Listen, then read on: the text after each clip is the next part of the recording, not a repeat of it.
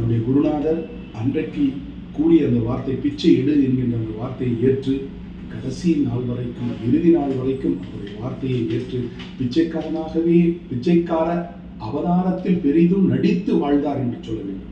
24 மணி நேரமும் அவர் ஓம் ஸ்ரீராம் ஜெயராம் ஜெய ஜெயராம் என்கின்ற அந்த உயர்ந்த ராம மந்திரத்தை சொல்லி சொல்லி சொல்லி அவருக்கு அந்த ராமநாமத்தினால் இறை ஞானம் கிடைத்து விடுகின்றது. அந்த இறை ஞானம் வந்த பிறகு அவர் சொல்லுகின்றார், சுவாமி ஒரு இடத்தில் மிக அழகாக சொல்லுகின்றார், this beggar died at the feet of Papa Ramdas in the year of 1952 என்று. அவர் தன்னுடைய குருநாதனுடைய காலடியிலே தான் மரணம் அடைந்து விட்டதாக சொல்லுகின்றார். அவர் மரணம் அடைந்து விட்டேன் என்று சொல்வது எதை குறிக்கிறார் என்றால், மனம் கடந்த நிலையை தான் அடைந்து விட்டதாக சொல்லுகின்றார். மனிதர்கள் இந்த மனம் என்கின்ற அந்த ஒன்று இருப்பதனால், கண்களுக்கு தெரியாத மனம் என்கின்ற ஒன்று இருப்பதனால் தான் மனிதர்கள் பொருளீட்டுதலிலும் பணத்திலும் ஆசை கொண்டு இந்த வாழ்க்கையை, அந்த இறை எண்ணம் இல்லாத ஒரு வாழ்க்கையை வாழ்ந்து கொண்டிருக்கின்றார்கள். ஆகவே மனம் எப்பொழுது மனிதனிடத்திலே முழுமையாக மறைகின்றதோ அவன் தன்னுடைய மனித நிலையை கடந்து இறை நிலையை அடைகிறார். ஆகவே பகவான் அவர்கள் அந்த இறை நிலையை அடைந்ததைத்தான் அப்படி சொல்லுகின்றார். மிக அழகாக இன்னொரு இடத்திலே பகவான் சொல்லுகின்றார்கள், எப்படி ஆறு உற்பத்தி ஆகி அது பல இடங்களை கடந்து கடலிலே சென்று கலந்து விடுகின்றது. உற்பத்தியான இடத்தில் இருந்து ஆறு பயணத்தை தொடர்ந்து அது கடலிலே இறுதியாக சென்று கலந்து விடுகின்றது. அந்த கடலிலே கடந்த பிறகு ஆற்று நீர் கடல் நீர் என்று பிரிக்க முடியாது. ஆனால் அந்த அளவுக்கு அது பிரிக்க முடியாத தன்மையை பெற்று விடுகின்றது. அதே போல நான் இறைவனோடு இரண்டரை கலந்து விட்டேன். ஆகவே இந்த பிச்சைக்காரனை கூட நீங்கள் கடவுளாக நினைக்கலாம் என்று சொல்லுகின்றார். ஒரு சில நண்பர்களிடத்திலே மாத்திரம் இதை அவர் குறிப்பிட்டிருக்கின்றார். நண்பர்களே, யோகி ராம் சுரத்குமார் என்பவர் ஒரு அவதார புருஷன். புத்தனுக்கு பிறகு இந்த பூமி கண்ட ஒரு அற்புதமான அவதாரம் தான் யோகி ராம் சுரத்குமார். நம்முடைய கிருஷ்ணகிரியிலே வாழ்ந்த திரு பெருமாள் ராசு அவர்கள் ஒரு முறை இப்படி சொல்லுகின்றார், world religious and spiritual forum for understanding என்கின்ற ஒரு ஸ்பிரிச்சுவல் நிறுவனத்தினுடைய தலைவராக இருந்தவர் சுவாமி சதானந்த சரஸ்வதி அவர்கள்.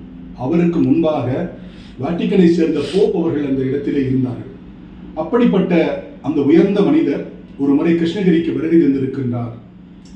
பெருமாள் ராசையா மற்ற நண்பர்களெல்லாம் அவர் காலையிலே விழுந்து வணங்குகின்ற பொழுது அவர் காலையிலே விழுந்து வணங்கவில்லை.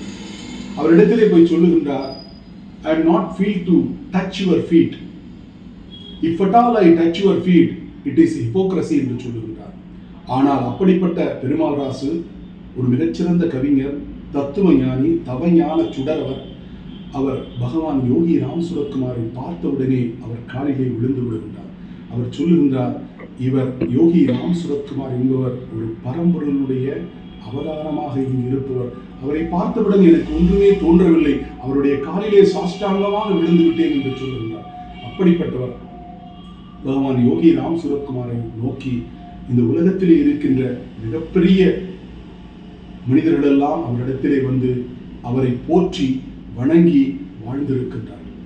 பெருமாள் ராஸ் ஐயா அவர்கள் ஒரு முறை மிக அழகாக ஒரு பாடலை எழுதுகின்றார்.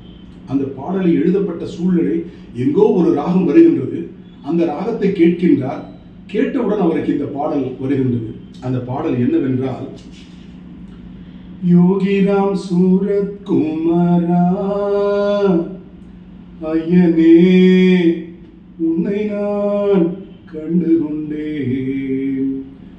யோகிராம் சூரத்குமாரா ஐயனே உன்னை நான் சரணடைந்தேன்.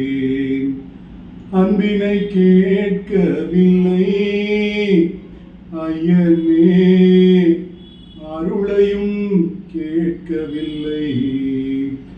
உன்னை நான் கேட்கவில்லை ஐயனே, பொருளிலும் நாட்டமில்லை.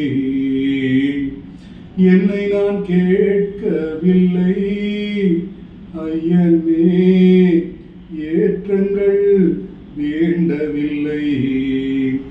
உன்னை நான் கண்டு கொண்டேன் ஐயனே, உருகியே என என்னை இழந்தேன், ஓடியே வந்து விட்டேன் ஐயனே, ஒன்றுமே தோன்றவில்லை, நாடிய சுற்றமெல்லாம் ஐயனே, நட்பெல்லாம் நீயானாய், தேடிக்கொண்டேன் உன்னையே ஐயனே, தேவையோ பிற செல்வங்கள், ஓடிடும் நாட்களெல்லாம் ஐயனே, ஓடிடும் உன் பெயரால் என்று இந்த பாடலை எழுதுகின்றார்.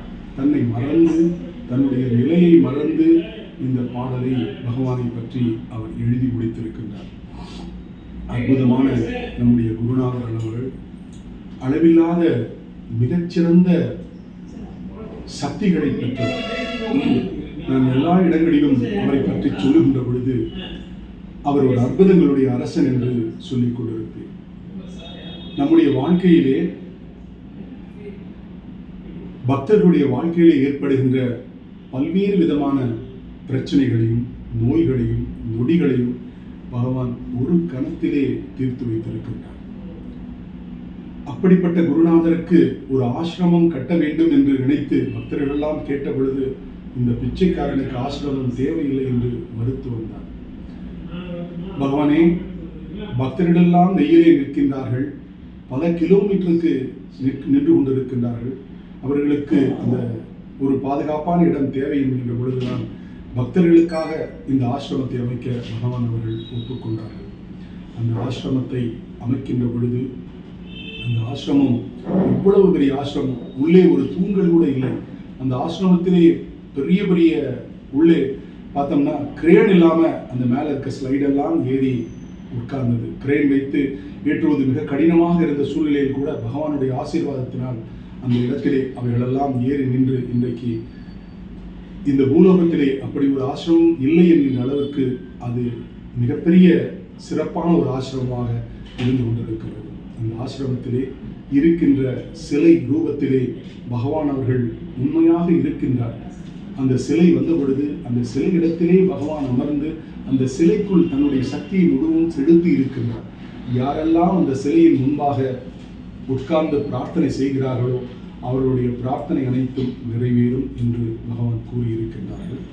மேலும் பகவான் சொல்லுகின்றார்கள், whoever come to this ashram, they are not going with empty hands, they are going with my father's blessings என்று சொல்லுகின்றார்கள். யாரெல்லாம் இந்த ஆசிரமத்திற்குள் நுழைகிறார்களோ அவர்களெல்லாம் என் தந்தையினுடைய அருளை நிரம்ப பெற்றுச் செல்லுகிறார்கள் என்று சொல்லுகின்றார்கள். ஆக அந்த அருளை பெற்றுச் செல்வர்கள் வாழ்விலே உயர்வார்கள் என்று சொல்லுகின்றேன். என்னுடைய ஒரு முழுமையான இறுதியான கருத்து என்னவென்றால், யோகி அவர்கள் பிச்சைக்கார அவதாரத்தில் பெரிதும் நடித்திட்ட ஒரு அவதார புருஷன். பிரம்மம் தன்னை தான் இருக்கிறேன் என்பதை உணர்த்துவதற்காக இதுபோல அவதாரங்களை எடுத்து வருகின்றது. பிரம்மத்தை பற்றி நாம் விளக்க முடியுமா என்றால் நாம் விளக்கவே முடியாது. எப்படி ஒருவன் தன்னுடைய தோள் மீது ஏறி நின்று பார்க்க முடியாதோ அதுபோலதான் பிரம்மத்தை பற்றி விளக்க முடியாது. பிரம்மம் என்பது தன்னிலே இருந்து இந்த உலகத்தை உற்பத்தி செய்து தானும் இந்த பிரபஞ்சத்திலே இருக்கின்ற ஒரு மகாசக்தி. அந்த மகாசக்தி சில நேரங்களில் இதுபோல ராமனாக கிருஷ்ணனாக அவதாரம் எடுத்து இந்த பூமிக்கு வருகின்றது. அப்படி எடுத்து வந்த ஒரு அவதார புருஷன்தான் பகவான் யோகி ராம் சுரத்குமார் அவர்கள். அந்த பகவானை நாம் அனைவரும் வழிபடுவோம். அவர் கூறியது எளிமையான பக்தி மார்க்கம், எளிமையான பக்தி மார்க்கம். அவர் எதையும் செய்ய சொல்லவில்லை, ஹோமங்கள் நடத்த சொல்லவில்லை, பூஜைகள் நடத்த சொல்லவில்லை, எதையுமே சொல்லவில்லை.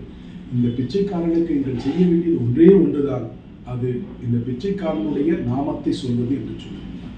யோகி ராம் சுரத்குமார் இந்த நாமத்தை சொல்வது. அது கூட ஏன் அப்படி சொல்லுகிறார் என்றால், இந்த பிச்சைக்காரனுடைய பெயரில் யோகி ராம் சுரத்குமார் என்கின்ற இந்த பெயரிலே ராமநாமம் இருப்பதனால், ராம் என்று இருப்பதனால் இந்த பெயரை நீங்கள் தாராளமாக சொல்லலாம் என்று சொல்லுகிறார்.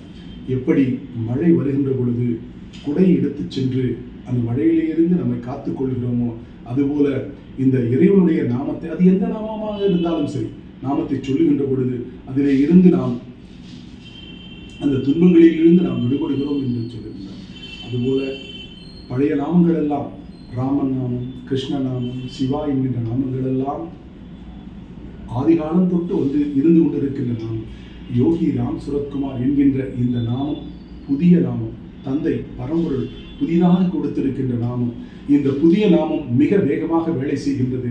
யாரெல்லாம் இந்த நாமத்தை சொல்லுகின்றார்களோ அவர்களுக்கு உடனடியாக அந்த பலன் கிடைக்கிறது என்பதை தெரிவித்துக் கொண்டு வாய்ப்புக்கு நன்றி கூறி விடைபெறுகிறேன். நன்றி, வணக்கம்.